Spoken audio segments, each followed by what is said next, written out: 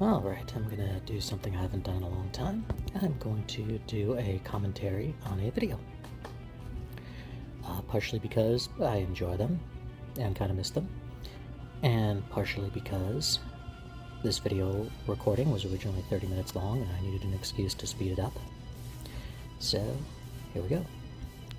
This entire team is 0-3 for their EX. No blue, no burst, and no problems. So Ignis is going to help with the orb. Eald'Narche is going to keep them frozen the entire time, and Core is going to do very Core things. Core and Eald'Narche works super well. I guess Core and a lot of characters work super well, especially against this first wave. One of the problems with running low ingot teams is they take a little bit to warm up in order to get their strongest. So for example, Core doesn't start with his EX buff like he would if he had some ingots. He doesn't start with that extra turn, that free extra turn, like he would if he had ingots, so he's going to be hitting pretty poorly for a little bit. Same with Ignis. Eald'Narche, well, ingots do almost nothing for him beyond the second ingot, which gives a terror upon you shifting phases using phase shift. So Eald'Narche is still going to be extremely powerful, pretty much no matter what we do. And now we're on to the real wave. Kind of sucks that Ignis goes last here because he is the one with my ExDeath call to get rid of all this brave. There's ExDeath. Oh, those ones. You know, one of the things I think people underestimate about ExDeath is how powerful his debuffs are. He has something like 90% attack down between his two debuffs, and that's unique, so it'll stack with, say, Vincent or somebody else's attack down, and then I think 40 or 50% defense down, which he can't use, but his allies can. So I think with ExDeath, they made him into a powerful debuffer. The only kind of weird thing with his timing is the fact that he came out during a time when you pretty much don't want to give the enemy turns, and who cares about attack down when you're not giving the enemy turns? Especially with ExDeath's burst phase, you definitely don't want to give the enemy, well, I mean, you really don't want to give ExDeath turns during his burst phase, but that's, yeah.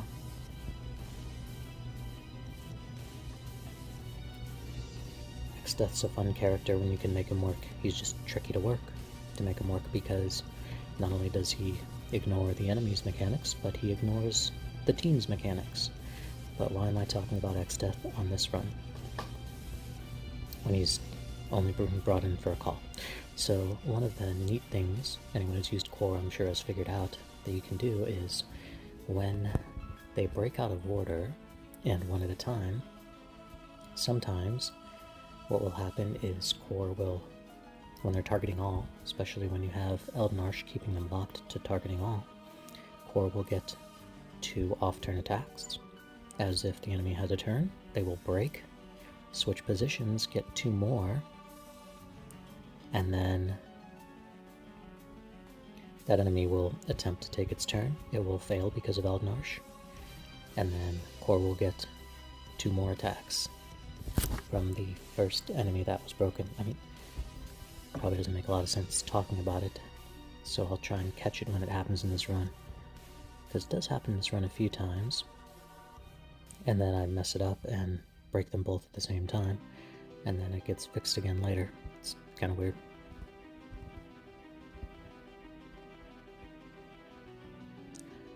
So yeah, I mean, you have to give them 1 turn at least to avoid their mechanics before they hit 79%. So it's typically risky to pull out the summon early if you're trying to use it to deal with the orb. Let's make sure Terra is on there. So yeah, it's risky to use the summon to deal with the orb, but sometimes that's what you have to do. have so many debuffs on them. Luckily, the debuff extension, or the debuff cap was raised to 8. Eald'Narche still hitting pretty hard. These guys don't have the craziest defense, but it's still there. I think they went for decently high defense because of Vivi.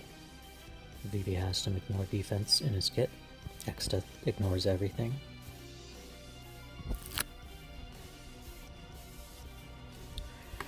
So yeah, orb is gone. Although Ignis is going to deal with the orb for the most part. So not too worried about the orb. What am I worried about here? I guess really the biggest challenge for this fight is getting rid of the shield that comes up at 29%.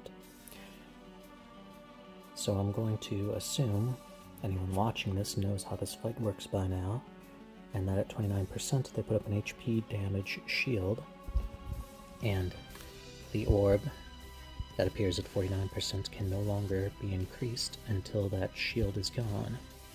And so this team has quite a bit of trouble getting rid of that shield at the end. That's why I brought the Tidus Call, because I did not need someone to push the enemy back to give them no turns, because I have Eald'Narche for that. And I tried this with an ExDeath friend a couple of times until I finally realized, wait a minute, his BT effect does nothing to the shield. I mean, I guess it would have been interesting to try and bring in ExDeath after the shield has appeared, and then maybe try and use his burst ability to bring it down, but regardless, I brought the Tidus friend to help with that, and I'm also saving Core's LD for that point, to get a bunch of rainbows in to help with that, with Reaper's got whatever it's called. You'd think I know what it was called, as much as I've been using Core recently to get these low ingot runs.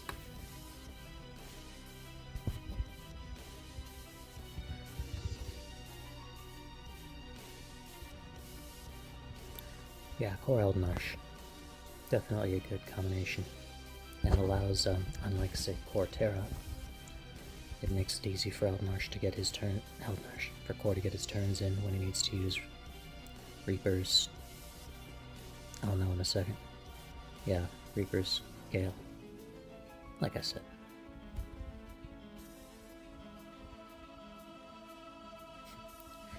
I was like, oh yeah, I should probably use those calls.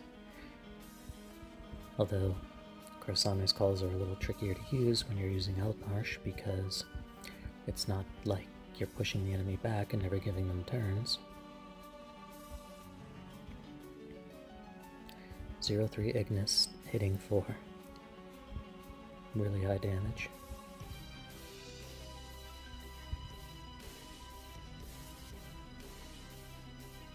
Checking the terrors.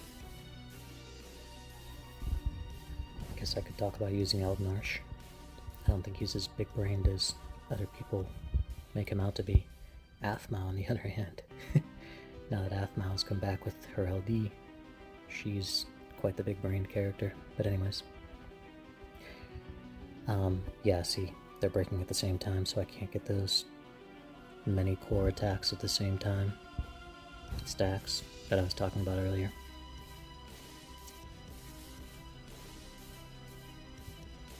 Anyways, Eald'Narche, just keep tear up. But with a lot of these fights, the turn count, well, I guess turn count didn't really matter. Really the biggest issue with Eald'Narche is making sure he doesn't tick the orb down all the way. And so if you can manage the orb, Eald'Narche should do well in the fight. Especially these fights that are no longer 120 turns or whatever the old chaos fights were. So you can just keep the enemy locked pretty much the whole time with Terror. Speaking of Terror. And, alright, so now the enemy shield. Oh, that's good timing. It's able to use Reaper's Gale. And now... yeah, see, I'm debating, I think, between using Core's LD and pulling in Tidus. But that was a great time to use Core's LD because I just used a Reaper Scale, so I didn't lose any of his stacks. So I believe I made the right decision here. If we can get that orb to start ticking up again, then we've basically won this. And their shield, let's see, B has lost its shield, A is about to lose its shield. Like, that went way better than I expected it to. You have to make sure you bring the orb up before the shield comes up, of course. I guess I didn't mention that earlier, but before they hit the 29% mark, you want that orb to be really high. It's hoping to save those launches for Ignis. And yeah, so I could have either risked doing enough damage with the launch, which maybe would have happened, or I could have played it safe and summoned, and that's what I did.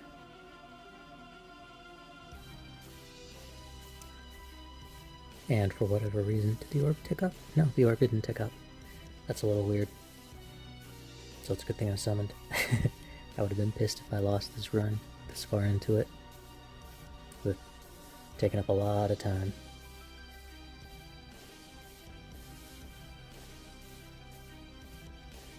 Yeah, see, the orb ticked up there. Not sure why the orb didn't tick up earlier. ExDeath making the orb tick up. And we should be safe after this. Yeah, even Ignis did it with his LD. So at this point, I almost don't even need to bring in Tidus. If I bring in Tidus, it's going to be for probably Eald'Narche, which is risky in itself, because if I swap Eald'Narche, then he won't be able to lock them down with Terror. However, Tidus can take a bunch of turns in a row, and so, yeah, I was just checking the turn count there. It's pretty generous in this fight, which is nice. Allows us to be a little more creative with our teams. But anyways, if I'm going to swap in Tidus, which, spoiler alert, I am, I want to do it, I want to swap out Eald'Narche, and ideally on one of Eald'Narche's free turns to give Tidus an extra turn. I just need to be smart about it, because look at this turn order, like, on Tidus' first turn, he's going to want to use his burst, and he won't get a free turn, or whatever, if he does that. And so I need to wait for Eald'Narche to get 2 turns in a row, even if one of those turns is Eald'Narche's free turn from Warp. Like, I don't want to swap out Ignis, because he's the only support, even if he's not really adding much as far as auras and stuff. Yeah, you kind of saw what that little trick I was talking about to get Core a bunch of attacks in a row there. They're breaking one at a time out of order again, so he's getting a bunch of attacks in. But anyways, I don't want to swap out Core because Core Tidus is such a fantastic combination as well. So I almost didn't even swap in Tidus at all, because I thought, hey, let's see how crazy we can make this. No ingots, no blues, no burst, no friend.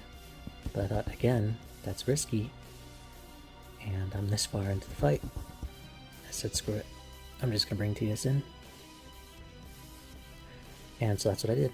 Now I want to get Tidus to appear... Yeah, see, he's taking that orb real well. I want to get Tidus to have his turn become right after Core's, or basically in between Core and the enemy, so that way Core can use Oath of Absolute Defense, or whatever it's called, put it on Tidus and get his follow-ups, and the enemy still won't get any turns. And had a nice opportunity to do that here. And I was like, oh yeah, why don't I use the other Kurasame call? But I mean, they're dead here. Yeah, I guess Eald'Narche isn't going to come back in, is he? So maybe I didn't need Tidus, but whatever. It still worked out. And there's the 0 ingot run. Oh, and it was my first clear of this, too.